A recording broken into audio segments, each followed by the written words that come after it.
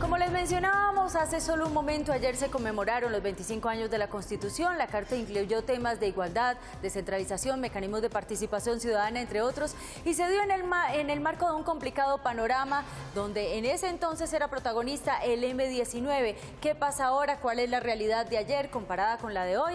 Estoy con Fabio López de la Rocha, él es historiador y analista. Fabio, gracias por acompañarnos esta mañana. Claudia, un gusto estar con ustedes. Fabio, usted tuvo la oportunidad de ver los pulsos que le tomamos a algunos capitalinos. Hay desconocimiento por saber realmente qué es la Constitución, pero otros estuvieron acertados. ¿Cuál rescata de esas opiniones sobre qué es la Constitución?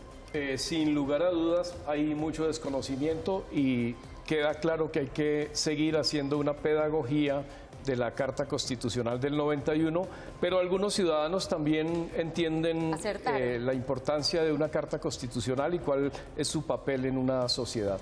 ¿Qué pasó hace 25 años? Hace 25 años pasó algo muy importante y tiene que ver con que la sociedad colombiana fue capaz de crear un consenso entre una diversidad de fuerzas políticas, el Partido Conservador liderado por Álvaro Gómez, la Alianza Democrática M-19, que sacó la tercera parte de la votación a esa asamblea, y el Partido Liberal, encabezado por Horacio Serpa, y la ADM-19 por Antonio Navarro. Entonces, rescatable de esa época que no teníamos la polarización de hoy. Es difícil que hoy día salga una carta consensuada con un país tan polarizado y muchos temen que una nueva Asamblea Nacional Constituyente, por ejemplo, llevaría a que los indígenas perdieran muchos de los logros que obtuvieron en el 91. Pero no se me adelante todavía. ¿Qué logros obtuvimos en ese 91 para los colombianos? Por un lado, una carta de derechos muy rica, la acción de tutela que ha permitido defender derechos de los ciudadanos comunes y corrientes en la salud, en la educación, en la diversidad sexual, en la diversidad cultural. También superar esa historia del estado de sitio en Colombia, una democracia que vivió durante muchas décadas con estado de excepción. Entonces la regulación de los estados de excepción fue muy importante.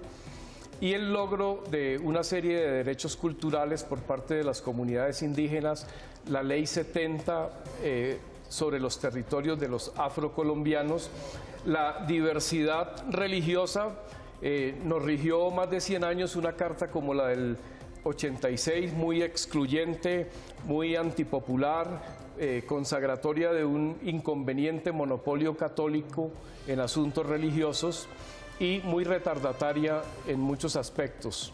Entonces, yo creo que la Constitución también produjo una figura muy progresista, la Corte Constitucional, que ha defendido derechos de las minorías, los derechos de las parejas del mismo sexo, la eutanasia, la dosis personal. Entonces, derechos que es muy difícil sacar a una votación donde triunfe la opinión de las mayorías. ¿Por qué dice que si se cambia hoy la Constitución, si hay una asamblea, por qué perderían los indígenas? Digamos, es una preocupación que están expresando varios líderes indígenas y que ha estado presente en las mesas, por ejemplo, que ha desarrollado la Universidad Nacional con Naciones Unidas ligadas al proceso de La Habana. Ellos han expresado el temor de perder muchos de esos derechos, porque si hiciéramos una Asamblea Nacional en este momento con la polarización actual, sectores conservadores y sectores ligados al uribismo obtendrían el 40%, por poner una realidad dura de este momento, y pues sabemos que esos sectores no han sido precisamente los abanderados del pluralismo ideológico, de los derechos sociales de las comunidades, de los afros o de los indígenas.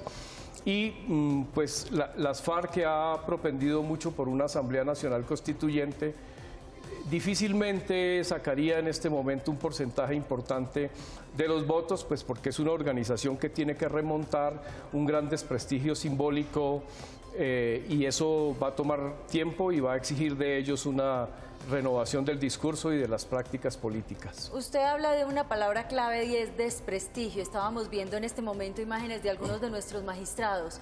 ¿Cómo ve ese panorama en este momento?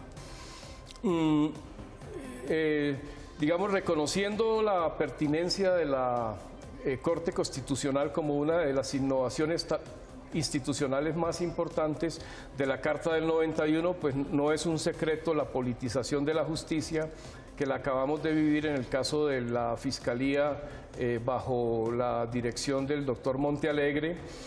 También los problemas de corrupción, y en particular ayer en el acto en Río Negro, uno de los expresidentes de la Corte se refirió a dos personajes de la Corte Constitucional y le pide a la Corte que haga todo el esfuerzo por que estos magistrados Rojas y Pretel renuncien a sus posiciones y que se recupere pues la importancia simbólica y el reconocimiento, la estatura moral, podríamos decir, de esta Corte Constitucional. Finalmente, ¿usted ve que los colombianos estamos satisfechos con esta Constitución del 91? No, sin lugar a dudas, pues si bien tiene una carta de derechos muy importantes y se avanzó en el multiculturalismo y se avanzó en diversidad religiosa, en un país más laico, en un país con los estados de excepción graduados, de todas maneras, las cartas constitucionales no transforman totalmente la realidad. Si bien la jurisprudencia de la Corte Constitucional ha contribuido a que se asuman una serie de derechos sociales y en los temas de la salud y en los temas de la educación, también se le critica que la Corte Constitucional está tomando decisiones que no tienen un respaldo económico y fiscal. Entonces, digamos, las constituciones no son lámparas de Aladino, pero sin lugar a dudas favorecen el ejercicio de los derechos. Hay muchos déficits. Uno de los grandes fracasos ha sido la Comisión Nacional de Televisión. Tenemos hoy día un sistema de medios altamente concentrado y ese es uno de los temas que tendrá que abordar la sociedad colombiana. En cuanto a los mecanismos de participación que se dispusieron allí, pues también no han sido apropiados por la ciudadanía, pero quiero rescatar en la evaluación que fue una carta de paz, que esa Asamblea Nacional Constituyente permitió hacer la paz con el M-19, con el Ejército Popular de Liberación, con el PRT y con el movimiento indígena Quintín Lame. No lo pudo hacer con las FARC. Desafortunadamente, algunos constituyentes piensan que faltó generosidad en ofrecerles un número importante de curules, y también se frustró por el bombardeo a Casa Verde el mismo día que se convocaba a elecciones para la Asamblea Nacional Constituyente. Ahora, ¿qué pasará con la nuestra en este momento? Nos toca a usted y a mí esperar, amanecerá y veremos. Esperar seguramente unos años, que haya un país menos polarizado y que recuperemos cierto ambiente pluralista para que esa constituyente no se vuelva el coto de caza de ninguna fuerza ideológica como las que priman hoy tan fuertemente en la opinión colombiana. Señor Fabio López, muchas gracias por habernos acompañado. Muchas gracias a ustedes. Un saludo muy especial para los televidentes.